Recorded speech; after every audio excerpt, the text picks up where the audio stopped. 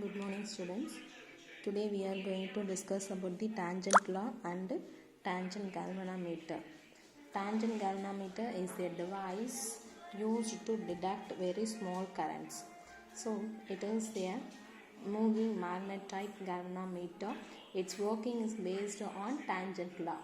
So இப்போ வந்து நம்ம டேஞ்சன்ட் கேல்வனாமீட்டர் எதுக்காக யூஸ் பண்ணுவோம் அப்படின்னு சொன்னால் tangent galvanometer is use to measure the current. So அப்போ டேஞ்சன்ட் கேல்வனாமீட்டர் அப்படிங்கிறத கரண்ட்டை மெஷர் பண்ணுறதுக்காக யூஸ் பண்ணுறோம். அதாவது டிடெக்ட் மெஷர்மெண்ட் கிடையாது, detect the very small sensitive amount of currents.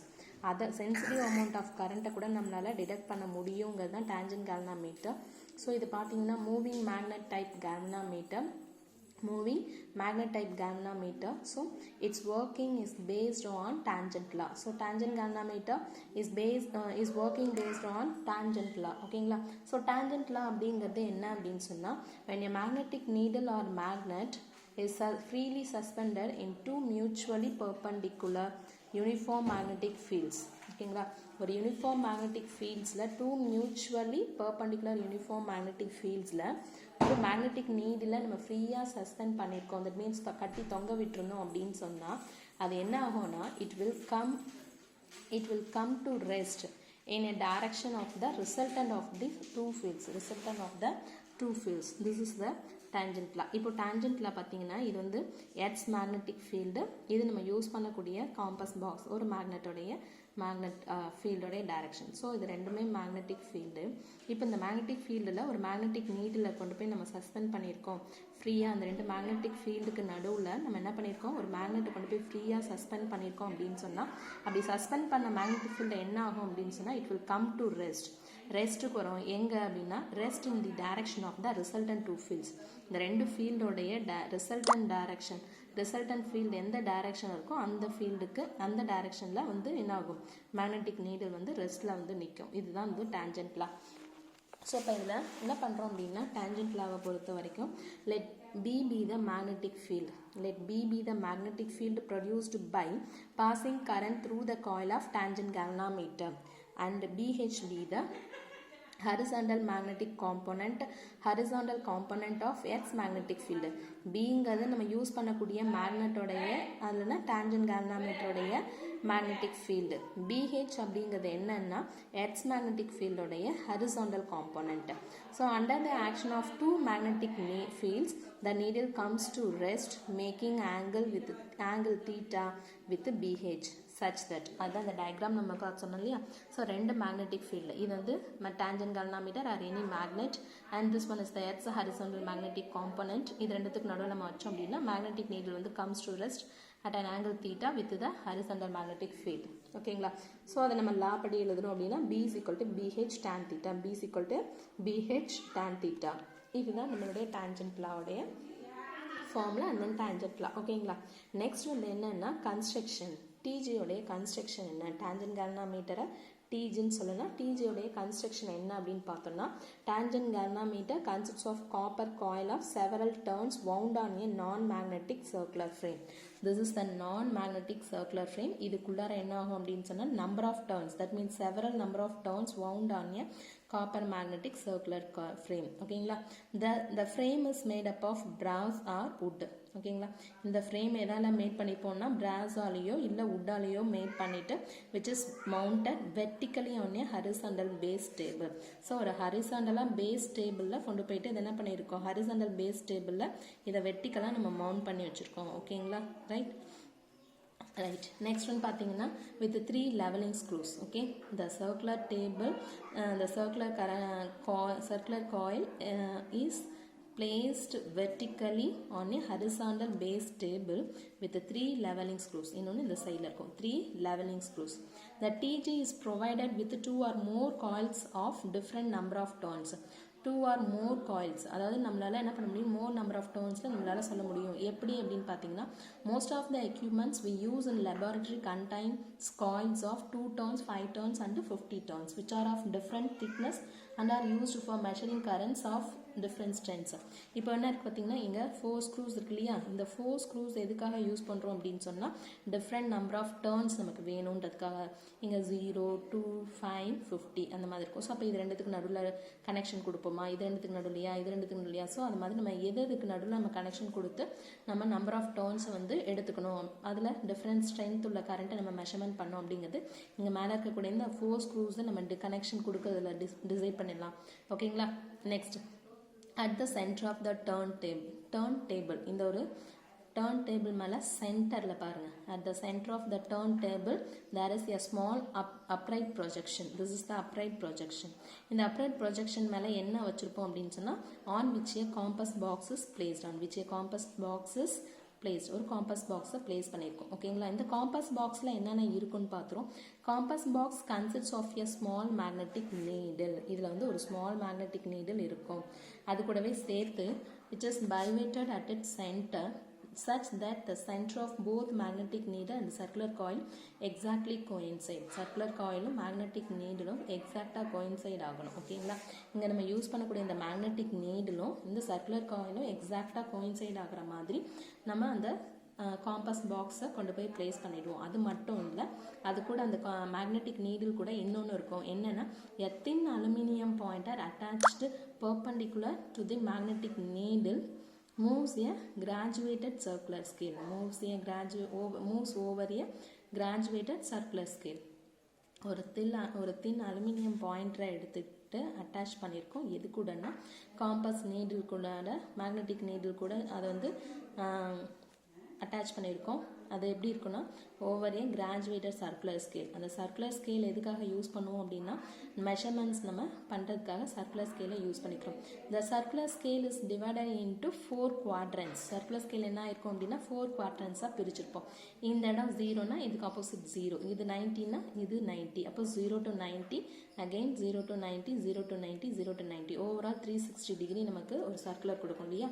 So அதை நம்ம வந்து எப்படி பிடிச்சிருக்கோம்னா 4 குவாட்ரண்டாக பிரிச்சிடும். 4 குவாட்ரண்ட் பார்த்தீங்கன்னா each quadrant being numbered from 0 degree to 90 degree in order to avoid parallax error in measurements. parallax error measurements வந்து நம்ம avoid பண்ணணும் அப்படின்றதுக்காக a mirror is placed below the aluminum pointer.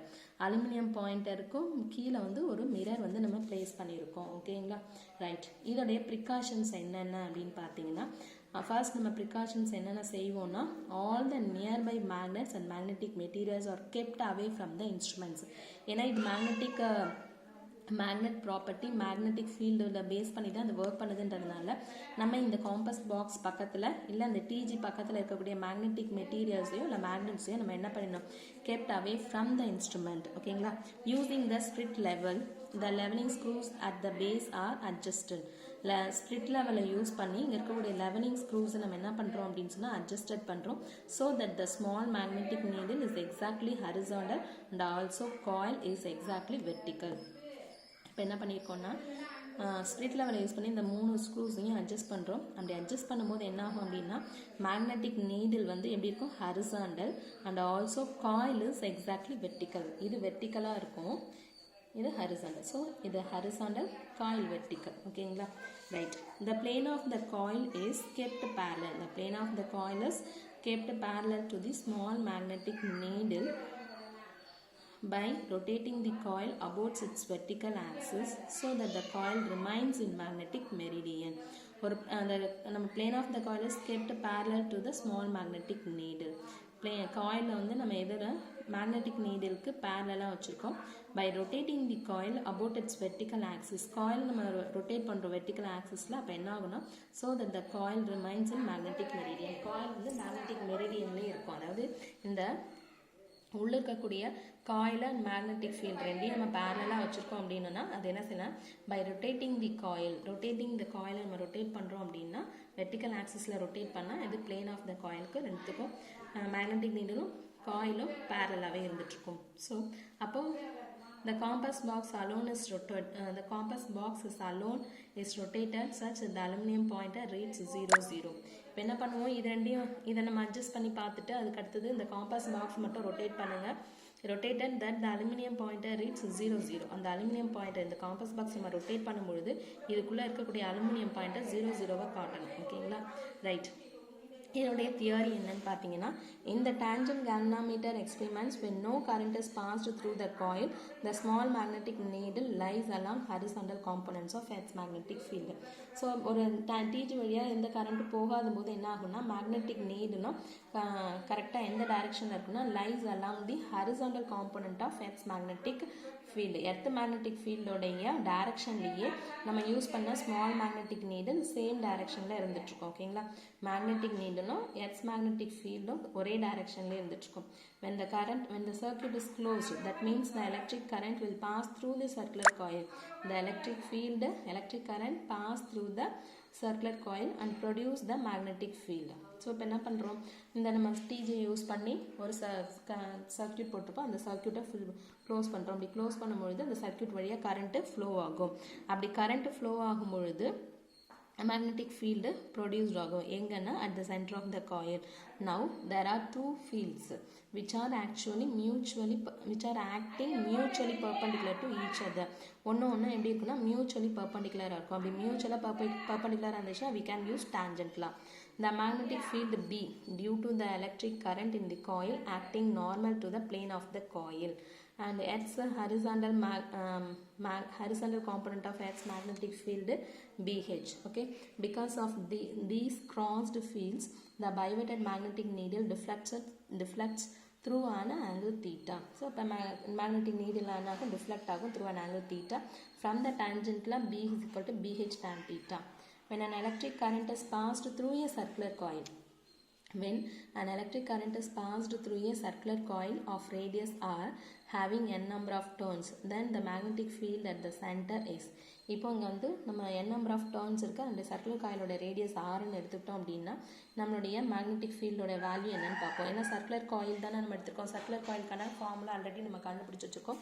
B is equal to mu naught Ni divided by 2R into K. So அந்த ஃபார்முலாவை இங்கே use பண்ணுங்கள். B is equal to mu naught Ni divided by 2R. So அந்த ஃபார்முலாவை இங்கே use பண்ணியாச்சு. இந்த பியோட வேல்யூ இங்கே கொண்டு போய் சப்ஸ்டியூட் பண்ணுவோம். சப்ஸ்டியூட் பண்ணதுலேருந்து நமக்கு தேவை இதில் என்னென்னா horizontal BH கண்டுபிடிப்போம். So the horizontal components of Earth's magnetic field is, மீதி ரிமைனிங் டேர்ம்ஸ் எல்லாம் இந்த சைட் கொண்டு வாங்க. அப்போ என்ன ஆகும், BH is equal to mu naught N divided by 2R into I by tan theta. BH is equal to mu naught N divided by 2R into I tan theta. ஓகேங்களா, இந்த same experiments வந்து நம்ம ப்ராக்டிக்கலில் செய்வோம். So அது ரிலேட்டடான problem இருக்குது. A coil of tangent galvanometer diameter வந்து 0.24 meter has 100 turns. If the horizontal component of Earth's magnetic field is 25 into 10 power minus 6 Tesla, then calculate the current which gives a deflection theta. So theta ஓட value இருக்கு, BH ஓட value இருக்கு, diameter D ஓட value இருக்கு. அதை 2ஆல் divide பண்ணிங்கன்னா R கிடச்சிடும். and then n இருக்கு. ஓகேங்களா, ஸோ நம்மளோட formula BH is equal to mu naught Ni divided by 2R into 1 by tan theta. நமக்கு தேவை I தான் தேவை. ஸோ ஃபார்முலாவை ரீஅரேஞ்ச் பண்ணுங்கள். ரீஅரேஞ்ச் பண்ணோன்னா 2R into BH tan theta divided by mu naught into n. ஓகேங்களா, so இந்த ஃபார்முலாவில் கொண்டு போய் எல்லாத்தையும் சப்ஸ்டியூட் பண்ண வேண்டியதான். ஆர் இருக்குது, BH இருக்குது, தீட்டா இருக்குது. மியூ நாட்டோட வேல்யூ வந்து constant. Mu not is equal to 4 pi into 10 power minus 7 என்னோட வேல்யூ இருக்குது. ஸோ எல்லா கிவன் வேல்யூஸும் இதில் எடுத்து கொண்டு போய் சப்ஸ்டியூட் பண்ணிவிட்டு கேல்குலேட் பண்ணுங்கள். இந்த சம்ம ஹோம்ஒர்க் போட்டு சப்மிட் பண்ணுங்கள்.